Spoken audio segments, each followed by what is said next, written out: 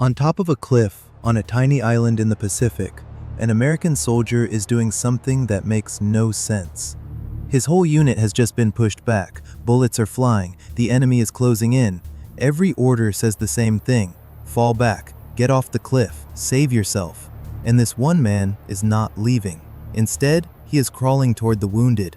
One by one, he drags them to the edge of the cliff, ties a rope around them, and lowers them down to safety, while the enemy tries to kill him.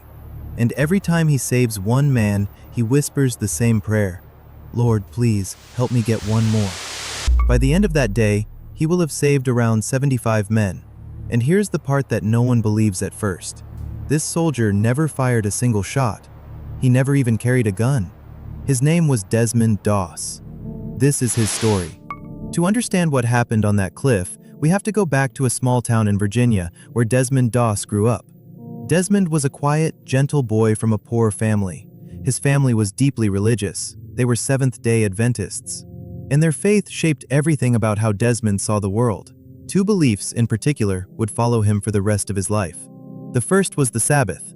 Desmond believed Saturday was a holy day, a day for God, not for work. The second was bigger.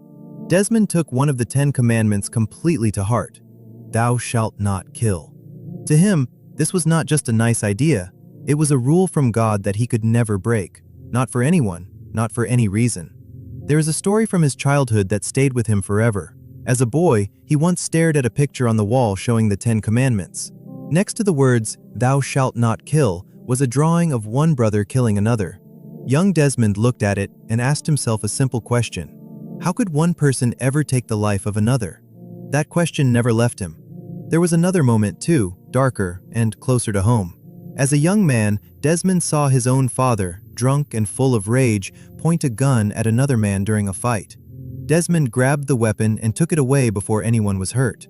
He never forgot how close he had come to watching a life end right in front of him. From that day, he made a private promise. He would never hold a gun in his hands again. Not ever.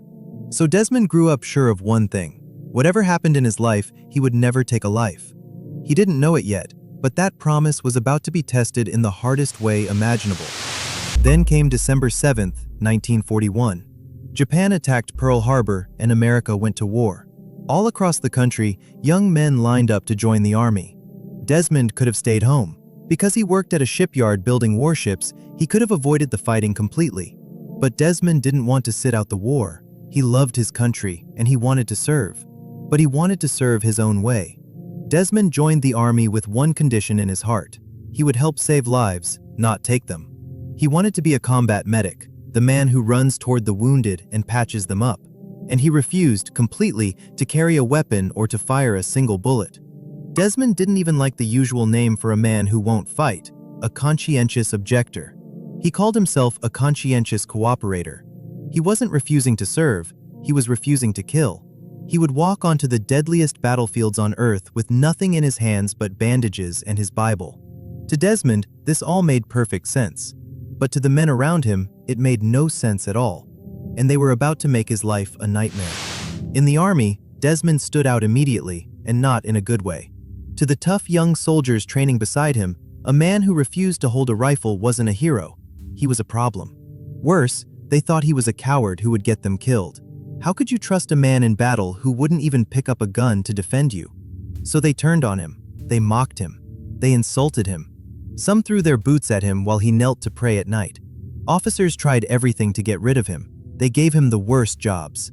They tried to declare him unfit to serve. At one point, the army even tried to court-martial him, to put him on trial, just to force him out.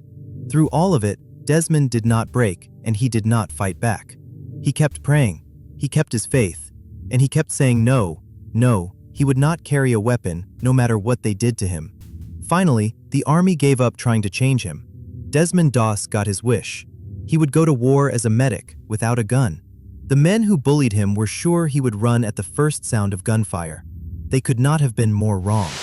Desmond's unit was sent into the brutal fighting of the Pacific, first to the island of Guam, then to the Philippines. And out there, in the mud and the blood, something began to change. When the shooting started, the men watched to see if the coward would run. He didn't. Instead, Desmond ran the other way, toward the bullets. Again and again he crawled out into the open to reach wounded men that no one else could get to. He didn't carry a weapon, but he carried something just as powerful: courage without limits, and a total refusal to leave anyone behind. He dragged bleeding men to safety, bandaged them under fire, and kept going when others froze. Slowly, the mockings stopped. The same soldiers who had thrown boots at him now understood the truth. This quiet, gentle man was one of the bravest people they had ever met. They stopped seeing a coward.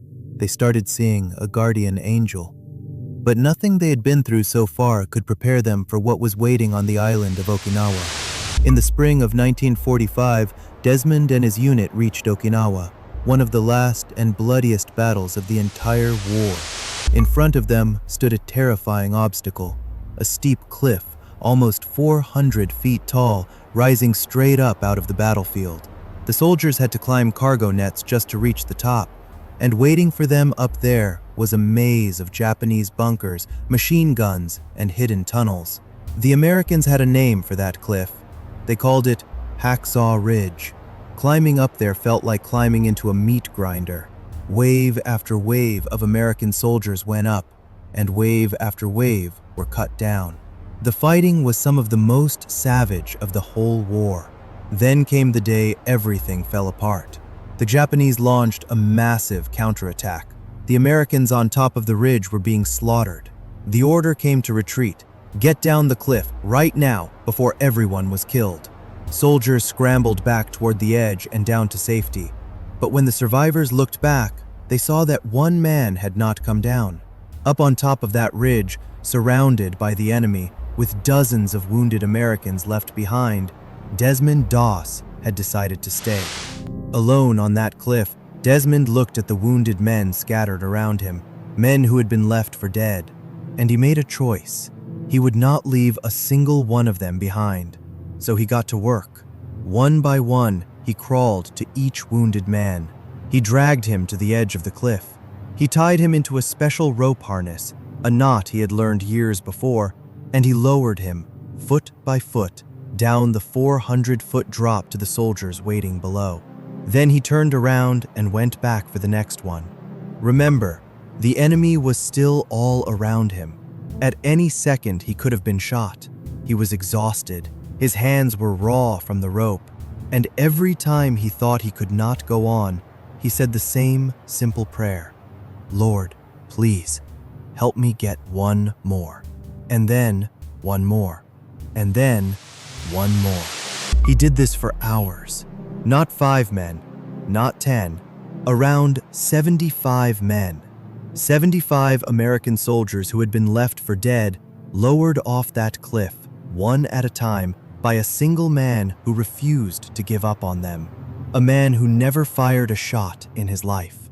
When his fellow soldiers later tried to count how many he saved, Desmond thought it was about 50. His officers thought it was closer to 100. In the end, they settled on 75. 75 families who got their sons, husbands, and fathers back because of one man's promise to his God.